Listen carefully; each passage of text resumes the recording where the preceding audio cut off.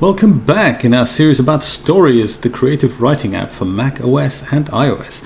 In the last two videos we were talking about how to create a print-ready PDF, and in the last video we have been talking about how to customize that PDF, and in this video I'm going to show you how to customize your header and footer, specifically on the footer, how to create different page numbers for even and odd pages. So in some books you will find that, sadly I don't have an example here that has that in there. I don't think I do I? Why don't we have a look? Yes, look at that. In this old Commodore 64 reference guide, which is something I've printed in CreateSpace, actually, very exciting, from an old PDF. You can just about see that the page numbers are different on the bottom left and the bottom right. So depending if it's an odd or an even page, they are on the outside of the page. And right now, in our manuscript, we don't have that. They're centered. And the secret ingredient to the sauce is, of course, that we can have a different header and a different footer on even and on odd pages. Let me show you how that works. So again, we're in the book object, and that's not where we change that. We change that in our intermediate files that we brought in from the book object. So in my case, they're called PDF edition files in the little folder here. And I'm going to have a look at my manuscript where I can see that footer with the page number being centered here.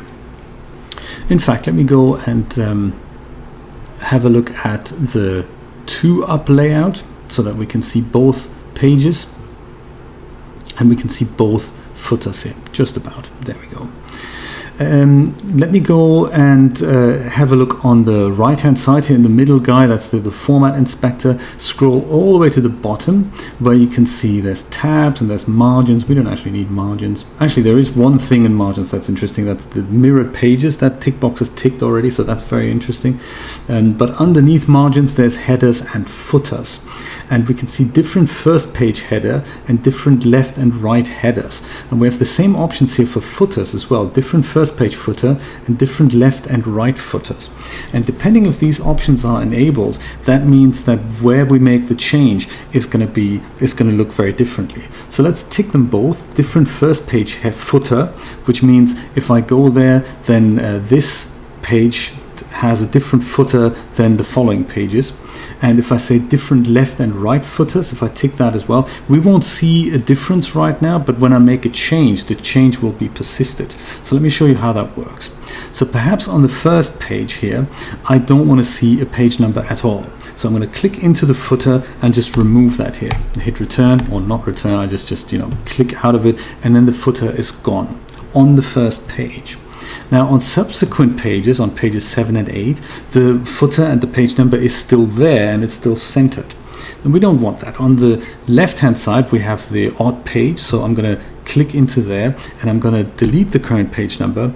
And if I'd leave that and just click out of it, then I would see that on the right hand side, on my even pages, that page number is going to stay there, and it's going to be like that for subsequent pages. But on the other side, that isn't there. So that's that's kind of exactly what I wanted. So I'm going to click here into the footer, and I'm going to insert a page number using Edit, Insert, Page Number. And I can select the format. In my case, 1, 2, 3 is fine. So let me just insert that, and it automatically goes on the left hand side. So that's cool. Let's leave that there. On the other page, I'm just gonna, this is also a page number. All I really want to do here is change the formatting. So I want to put the page number to the right hand side. Let me see how to do that. And the spacing here, and in the format inspector, there's spacing that's currently set to centered, and I want that to be on the right hand side. So let me just change that. And there we go. So now the page number has moved over here. And because that's now a format that's going to be carried on for the rest of the pages as well, it should happen on subsequent pages too. You can also change the format of the page number, so perhaps we want that to match Helvetica Neue, so we can do that as well. Just click in here, and on the top here this is the same formatting as the header, so let's just go in there, wait for that thing to disappear, there we go, thanks, and go to edit style, and then we don't want that to be Georgia, we want that to be Helvetica Neue. Used to be a very popular font in the Mac OS world. I guess it isn't anymore. There we go. And it's just going to make us aware that this has the right justification applied, just like this one is probably going to have the left justification applied. No, it hasn't actually. There we go. Let's quickly put that header thing there. This is now centered. Uncool, not what we want. We want that to be on the left hand side. There we go. Now that formatting matches, and if we go back to our book object, which in my case is called the PDF edition, then all I have to do is select my manuscript, make sure this tick box is unticked where it applies the formatting from a template. We don't want that, we provide our own. And let's rebuild the PDF and see what happens.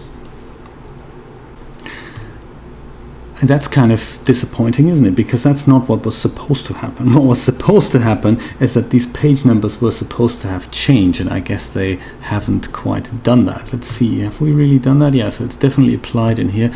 This could be a little bug. Don't be discouraged when that happens. Perhaps what I'm going to do is I'm going to remove this file here, and I'm just going to re-add it here to my book.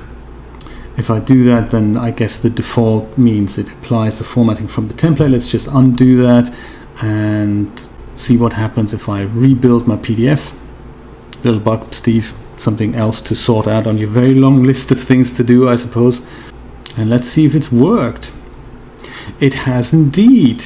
Sadly, it hasn't worked as well as I had hoped. So the forward is now on this side, and I suppose that would be the page on the right. So I suppose the page number needs to be in the other side. So it's a shame. I've done it the wrong way around, but it's not a major issue. I can always redo that and just make sure the left and right alignment is the opposite way around. So these numbers now need to be right justified, and these numbers here need to be left justified.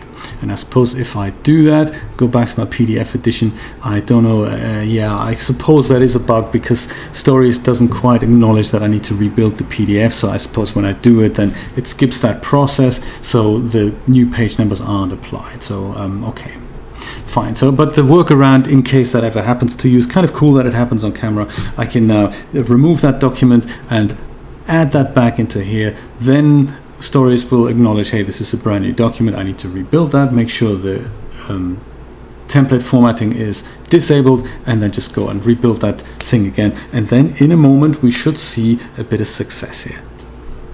All right, let's have a look.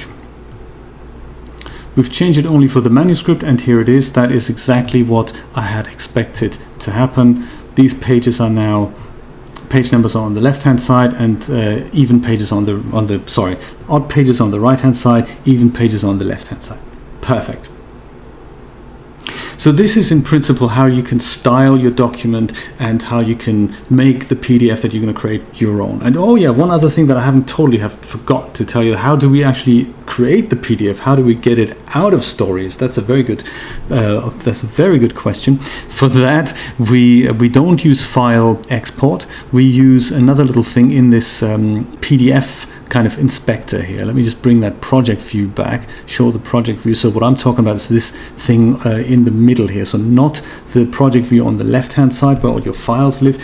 You select the book object, which will then show you this second kind of file pane, whatever you want to call it. And if you want to export the PDF from here once it's built, you can use that little gear icon at the bottom here again, and that means you can either build the PDF or export the PDF. Open with preview will also build the PDF and then open the preview application for you to have a look, whereas export PDF, as soon as you do that, you can then go and go to your desktop or whatever and then create a PDF of that. This is another interesting tick box. I'm glad we're going through this because I had nearly forgotten all about that. This is currently only in the beta version of Storyist, but I'm sure that by the time you're watching this video, the new version will have been released. And this is saying remove PDF bookmarks. Now, if this tick box is disabled, then you will create a PDF which has a table of contents, in this case that we've just created, with bookmarks. So that means that if somebody looks at this on their e-reader and they click on one of the chapter headlines, the e-reader will be able to go straight there in the document and show the reader where that section is. So it's a very handy and convenient feature. But as it turns out, when you when you have this disabled and the resulting PDF is uploaded to something like CreateSpace or Amazon KDP, then KDP will send up an error message that says something's wrong, I don't really know what, and I'm not going to tell you either, goodbye. And you think, well, that's a shame because I have a fully functioning PDF here and you're not telling me what's wrong. So that's kind of a KDP issue, and turns out that they're not happy when there's internal bookmarks linked in that file. So the KDP server gets a little bit confused. Okay, it's just a machine, it's one of those things. So what Steve's done, he's added a workaround in this beta version that removes these bookmarks. So if you select this box, then that means the table of contents will still be there, but there won't be any hyperlinks there that will link inside the internal document. Those are going to be stripped out, and that makes the KDP server happy. So therefore you can now export your whole document to KDP and then have something printed out like this, which is going to be totally awesome, and the KDP server isn't going to throw a tantrum. So if you do that, hit export, and that is that. Here's your PDF, precisely like we just saw that. So if I double click that, then the PDF opens in preview, and preview means that on the left hand side I now have all my pages here, and I can go here and literally read my book exactly like I had seen it formatted in Storyist just a moment ago.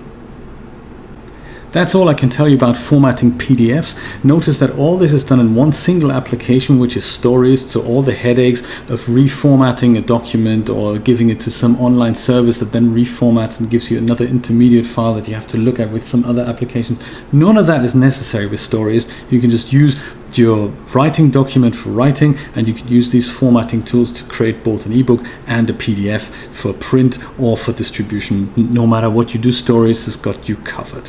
If you like this video, then please share it with friends, family, and total strangers. Have a look at the whole series if you're new to Storyist, or if you have forgotten how to do things. In the next video, we're going to look at some writing shortcuts that I find very helpful. Perhaps you find them helpful too. So join me then. Otherwise, share this video and subscribe to my channel, and do give Storyist a go. Bye-bye.